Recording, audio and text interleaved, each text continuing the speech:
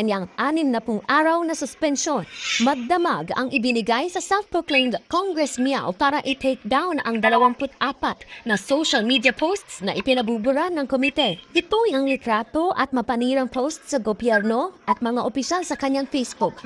Dahil kung hindi, ang susunod sa suspension, expulsion. Para kay House Ethics Committee Chair J.C. Abalos, hindi absolute ang freedom of expression, lalo na kung isa kang halal na It's an essential part of every democracy.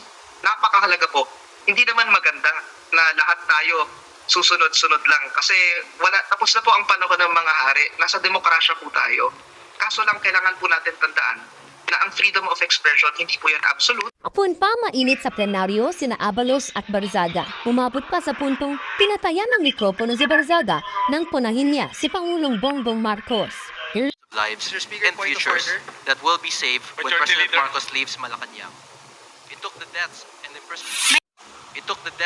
imprisonment. Taas ng boses. To call the roll of members for nominal voting immediately. If they agree, they will vote yes. If they do not agree, they will vote no.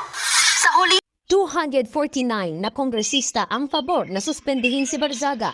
5 naman ang tumutol habang 11 ang nag-abstain. Depensa ng ilang kongresistang hindi pumabor na suspendihin si Barzaga.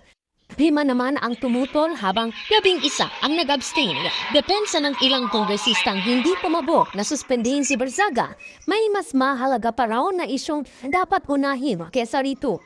Pamamagitan ng aksyong ginawa natin kay Representative Barzaga, mababawi ang kredibilidad ng ating institusyon. Ang mas mabigat na kasalanan, ang magmiyaw o ang magnakaw. pero sagot ng komite, ang mali ay mali.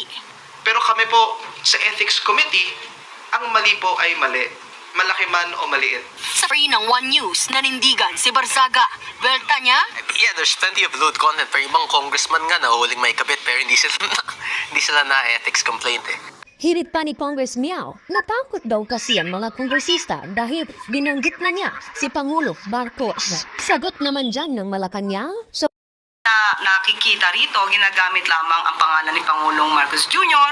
para ma-justify ang kanyang mga ginagawang disinformation. Ito po ang inyong lingkod, Vicky Siya, Balitang PH. Abangan muli sa susunod.